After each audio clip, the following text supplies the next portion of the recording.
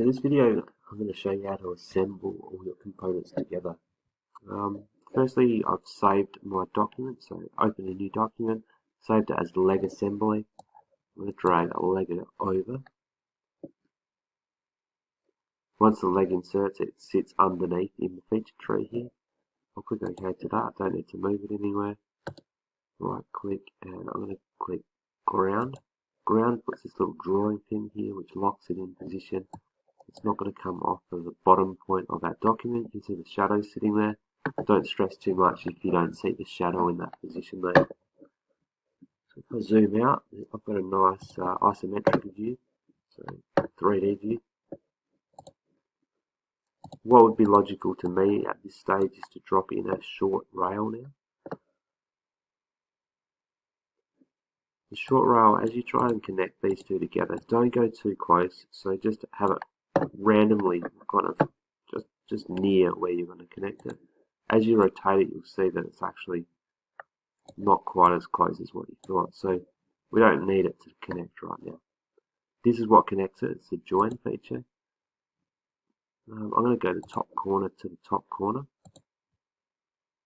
If it flips in a weird direction, try the flip key, and that should resolve the problem. Just make it look right. I'm going to do the long rail now. The long rail will need to be rotated as it goes in because we drew it in that orientation. So just make sure you get the right handle when you rotate. 90 degrees. Click OK. Get it somewhere near where you're going to connect. Don't spend time like getting it perfect. Zoom in, join. This time I might try that outside corner to this outside corner. You can see that flipped in the wrong direction, so I'm going to click the flip button. Perfect. So that's where we're at. We're going to do a save. I can keep going around and drop in a leg and rotate it for each piece.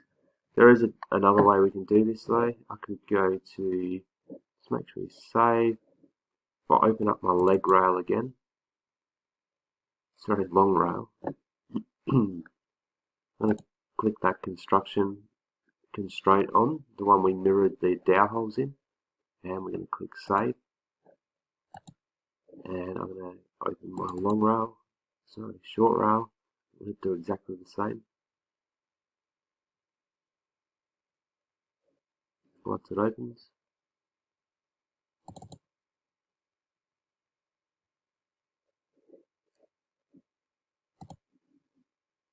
and save. When I go back to my leg assembly now, you can see there's these exclamation marks. If I click the one up top here, you'll see them appear on the project. So this will allow me to do a mirror. So a mirror is a bit of a different feature when it comes to inserting components, but if I go type a component and then click the object I want to mirror, click the mirror plane and click this one, you can see it inserts exactly where I want it. Now I can do that exactly the same for the long rail. So mirror, click the long rail. I should be able to make sure it's on component.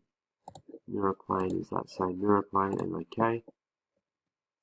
And then we can do the other components together. So mirror, component, you should be able to click more than one component.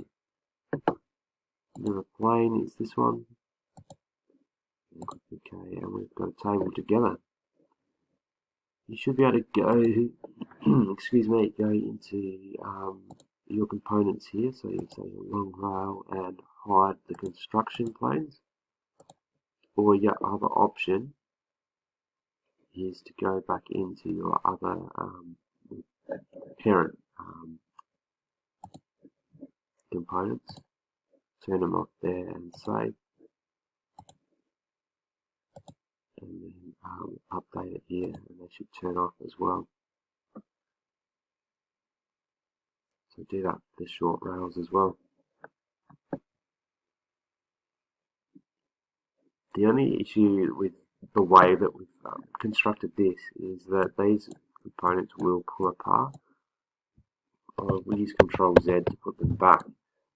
If you're careful, what you can do is you can select all your components, as long as they're selected down here. I might actually have to use Shift and make them properly highlighted here. Right click, create rigid group. So if we continue to that, the rigid group should lock them into position. It does limit what you can do later, so it's not always the best way to do things.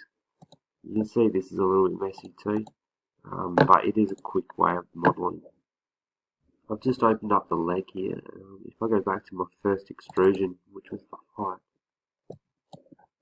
if I make that ridiculously high, okay, and save it, and then come over and open up my leg assembly, update it over here. Hopefully we'll see this just increase in size and all our constraints kind of move with it. So that's a cool thing that you can do. If you build your models correctly, you can kind of explore different designs without having to do too much work. Good luck modeling this up. If we could get to this stage, that would be fantastic. Hopefully the instructions are clear enough. If you've got extra time, have a look at the other videos, which are the carcass section or the woodwork section. You don't have to do the whole project. We can just put a little flat top on here to finish this process. If you are really good at Fusion already and want to extend yourself, have a look at the videos for the slimline coffee table.